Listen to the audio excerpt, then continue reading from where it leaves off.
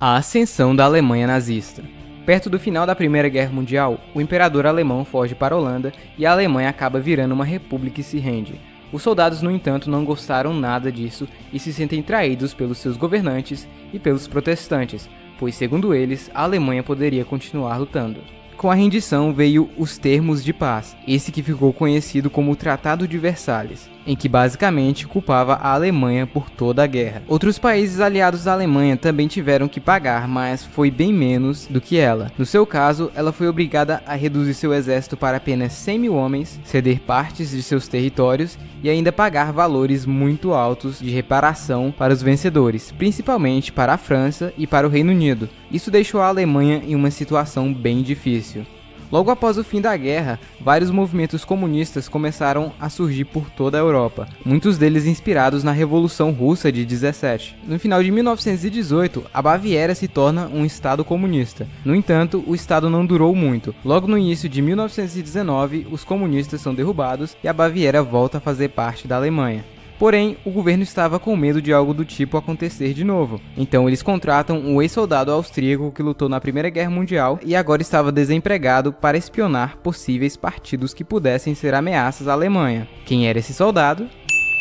Então ele foi enviado para espionar o Partido dos Trabalhadores Alemães e descobre que o partido não era bem comunista, e sim fascista e nacionalista, e acaba aderindo ao partido. Logo de início, todos passam a gostar de Hitler, pois sua oratória era incrível e seus discursos chamavam a atenção de todos, usando ódio e achismo, não fatos, em relação aos judeus, e como eles destruíam a Alemanha. O antissemitismo já era algo intrínseco na população alemã da época, então de pouco a pouco, ele passa a conquistar mais e mais pessoas. Pouco tempo depois, ele se torna o presidente do partido, e o renomeia para Partido Nacional Socialista dos Trabalhadores Alemães, geralmente abreviado para Partido Nazista. Ele mesmo desenhou a icônica bandeira nazista, usando as cores da bandeira do Império e uma suástica no meio. Hitler começa a ganhar popularidade na Baviera. Ele falava o que as pessoas queriam ouvir e de uma maneira que todos ouviam. Desde o início, ele já deixava claro que renegava o Tratado de Versalhes, que era anticapitalista e anticomunista, e que a culpa de tudo de ruim que estava acontecendo na Alemanha eram dos judeus. O partido nazista tinha uma espécie de exército particular, ou milícia, chamada de Sturmabteilung, ou SA, que era formada por ex-soldados desempregados. A SA foi ganhando cada vez mais adeptos com o passar do tempo. A nova República de Weimar não era muito inteligente, e como ela não estava conseguindo dinheiro para pagar as dívidas de guerra, ela teve uma ideia genial: imprimir dinheiro. Muito dinheiro. Até porque se você imprimir dinheiro, você acaba ficando mais rico, certo? Quanto mais dinheiro é impresso, menos ele passa a valer, o que causa a famosa inflação. Em 1919, $1 valia cerca de 4,5 marcos alemães. Em 1920, passou a valer 50 marcos. Já em novembro de 1923, $1 americano valia cerca de 4,2 trilhões de marcos. Um simples pão custava cerca de 2 milhões de marcos alemães. As pessoas passaram a literalmente queimar o dinheiro para se aquecer, pois ele não valia praticamente nada. O nível de desemprego subiu e as pessoas ficaram bem putas. Sem o dinheiro, a França ficou puta e ocupou uma área muito industrializada da Alemanha, e passaram a pegar suprimentos para quitar as dívidas. Neste processo, vários alemães foram mortos. Isso deixou a população ainda mais furiosa. Já se aproveitando deste fato e inspirado na Marcha a Roma, feito pelo seu amigão italiano, Hitler tenta pegar o poder à força, porém falha e é preso. Com isso, o partido nazista é banido da Baviera. Durante o julgamento, os juízes acabam gostando de Hitler e ele aproveita para fazer um discurso ali mesmo. Ele acaba sendo sentenciado a 5 anos de prisão, mas cumpre apenas 9 meses. Bem, a prisão não era bem assim, era mais um quarto de hotel onde ele teve tempo para escrever seu famoso livro Mein Kampf. Esse livro causou muita repercussão na época pelo nível de insanidade de Hitler e fez o seu nome ser conhecido por toda a Alemanha. Voltando à Alemanha, com toda essa crise, ela pede ajuda financeira aos Estados Unidos, e isso a ajudou por um tempo. Após sair da prisão, Hitler vai para o campo se concentrar um pouco, e passa um tempo lá. até voltar ao mundo da política. Neste tempo começou um certo desentendimento entre Hitler e a SA, já que Hitler agora queria chegar ao poder de forma legal e não à força. Já a milícia queria justamente o contrário. A população alemã em geral não ligava muito para as ideias de Hitler e ficavam com o pé atrás com os seus discursos agressivos e com a violência da SA. E no mais, a Alemanha estava finalmente se recuperando do pós-guerra. Em 1928, o Partido Nazista tinha apenas 2,6% do Congresso, mas tudo mudou em 1929.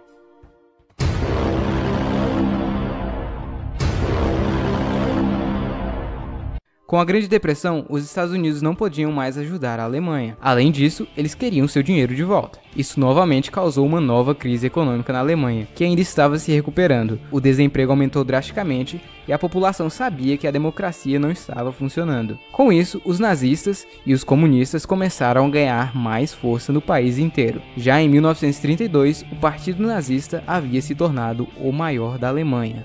Hitler estava extremamente popular e praticamente todos o conheciam, então ele tenta a presidência da Alemanha. Porém, ele acaba perdendo para o popular e herói nacional Hindenburg. Como Hitler não consegue o cargo da presidência, ele tenta o da chancelaria, que era o segundo mais importante. Bem, Hindenburg não gosta muito da ideia não, ele sabia que Hitler era radical demais. Então esse cara, Franz von Papen, que seria o próximo chanceler, acaba dando uma ideia genial para o Hindenburg. E se a gente transformasse o Hitler em chanceler, para que assim ele e seu partido fiquem quietos? Assim, você me transforma em vice-chanceler e podemos controlar o Hitler e seu partidozinho. O que pode dar errado?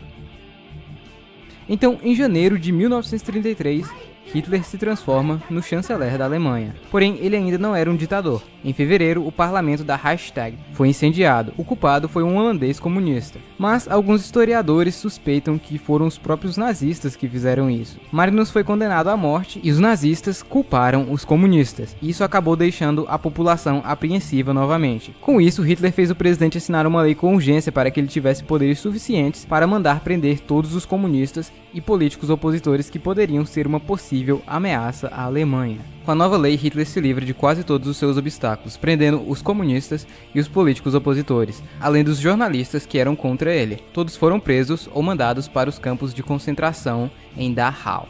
Mas Hitler ainda tinha alguns problemas a resolver. Seu velho amigo Ernst Röhm, chefe da SA, queria que a SA fosse o principal exército. Isso deixou o exército alemão Wehrmacht não muito satisfeito. Hitler sabia que precisava do apoio do bem treinado exército mais do que a bagunçada SA, e isso deixou Ernst furioso. Hitler também tinha criado a SS, que assim como a SA, era uma espécie de exército particular, só que bem mais treinado e só com profissionais. Com isso, Hitler planeja acabar com todos os seus obstáculos em uma só noite.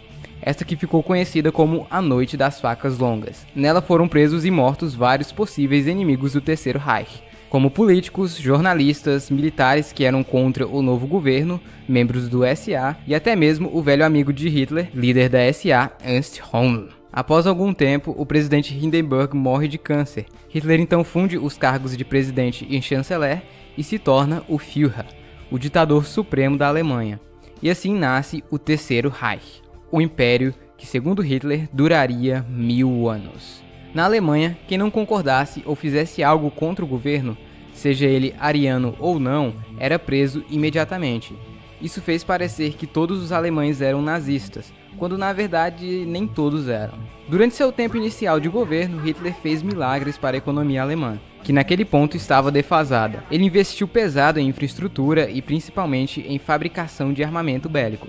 Isso trouxe o emprego de volta ao povo alemão. Em pouco tempo, a Alemanha tinha saído de uma grave crise e se tornado uma superpotência novamente. O povo alemão estava feliz como nunca antes. Hitler era visto como um herói nacional, o salvador daquele país. Enquanto isso, judeus e ciganos que estavam na Alemanha há anos foram cada vez mais perdendo seus direitos. Com o passar do tempo, os judeus que tinham condições acabam indo para outros países. Já os que permaneceram lá tiveram um destino cruel. A partir de 1938, todos os judeus, ciganos e outras minorias foram mandados para campos de concentração, onde trabalhavam até a morte em condições subhumanas. Alguns eram submetidos a experiências médicas cruéis, até que chegou um ponto em que eles passaram a exterminar todos em massa, em câmeras de gás, essa que ficou conhecida como solução final. Hitler, com toda a sua ambição e loucura, fez com que a Grande Alemanha começasse a se expandir e anexar territórios, levando o mundo para mais um conflito global, que nunca será esquecido.